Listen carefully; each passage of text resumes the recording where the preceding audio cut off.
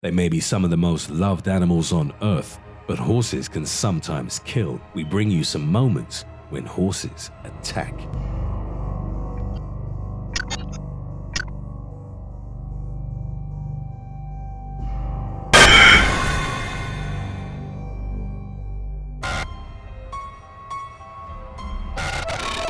Equus, ferus, caballus, or the common horse, is a hoofed mammal, also known as an ungulate, that belongs to the Equidae family. Horses are characterized by elongated heads, thick, long necks that feature long-haired manes, muscular torsos, short body hair, and long tails. They're herbivores, whose diet consists of grass and other plant life. Male horses are known as stallions, while females are known as mares. There's over 400 breeds of horse in the world. From hoof to shoulder, they can stand up to 6 feet and weigh over 2,000 pounds and reach speeds of between 20 to 35 miles per hour, with the fastest recorded gallop over a short distance being 43.97 miles per hour. Horses have a particularly strong fight or flight response and a well-developed sense of balance. Their laterally placed eyes are the largest of any land animal and give them a range of vision that exceeds 350 degrees. In addition, their sense of smell is much better than that of humans, and their ears can rotate 180 degrees, which allows them to achieve 360-degree hearing without moving their heads. Horses are intelligent social animals capable of performing several cognitive tasks on a daily basis. They also have the ability of identifying individuals based on a social system.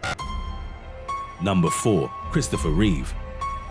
Star of 4 Superman movies, actor Christopher Reeve became a quadriplegic following a horse riding accident that took place during an equestrian competition. Reeve first became involved with horse riding in 1985 after learning to ride for the film Anna Karenina. Despite being allergic to horses, he soon overcame his allergy, and by 1989 he was taking part in riding events. In 1995 he rode his thoroughbred horse, nicknamed Buck, in an event at Culpeper, Virginia. After placing 4th of 27 in dressage, Reeve entered the cross-country course. On the 27th of May 1995, his horse made a refusal, meaning that it stopped before executing a jump. The sudden stop caused Reeve to fall head first in the far side of the fence. The impact resulted in a cervical spine injury that shattered his first and second vertebrae. Paralyzed from the neck down, Reeve had breathing difficulties as his skull and spine weren't connected. His lungs were filling with fluid that had to be drained through an entry in his throat. This is often referred to as the most painful part of recovery. Despite extensive surgery that brought some improvement to his condition, 6'4" Christopher Reeve would be confined to a wheelchair until his death on the 10th of October 2004.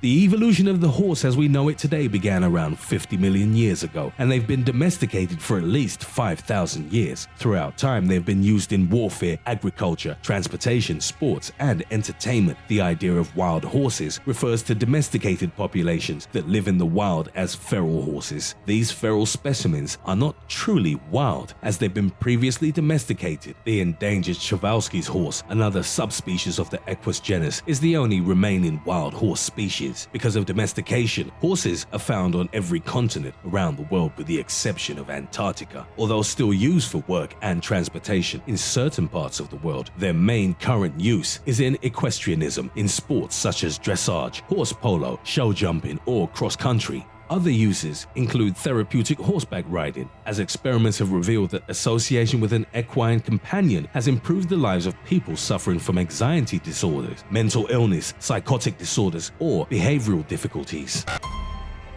Number 3. Cassie Finch.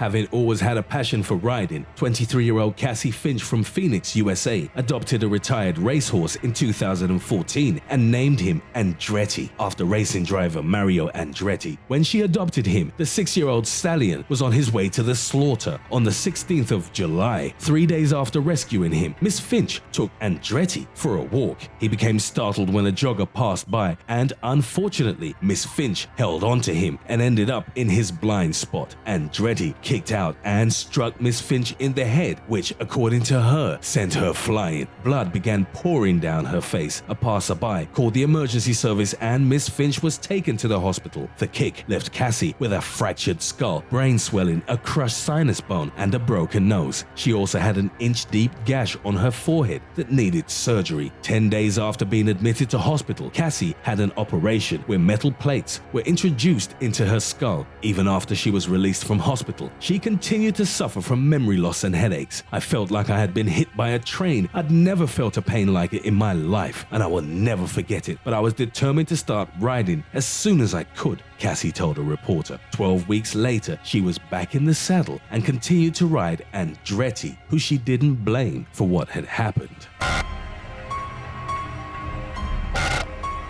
Despite the many benefits that they bring us, horses are still big, powerful animals that can kill in a number of ways, mainly due to their strong fight or flight response. Their muscular bodies can deliver explosive kicks capable of instantly killing an adult. Horses have a blind spot behind them, which means that should they ever get startled and kick with their hind legs, the person in their blind spot is in danger depending on where and the force of the kick. Death or long-term damage is possible. Kicks are not the only possible dangerous outcome of interactions between horses and people, as there have been cases of horses trampling people to death. Other dangers are the unpredictable behavior that still exists to a certain degree and that can manifest itself, as situations have shown, even in cases where the horses have been with the same owner for years. Riding a horse may be extremely therapeutic and even functional, but the possibility of being thrown off is still present. A 2017 study from the Melbourne University in Australia has revealed that in recent years, more people have been killed by horses than any of the country's many venomous creatures. According to records from 2000 to 2013, 74 Australians were killed after being thrown or trampled by a horse. The speed, endurance, and resilience that horses possess have been great factors in their use in warfare from as early as 4 or 3000 BC and up to the 21st century when they were used during the war in Darfur. During this time, various weapons, armors, chariots, and riding techniques have been developed around horses in order to obtain an advantage in conflict.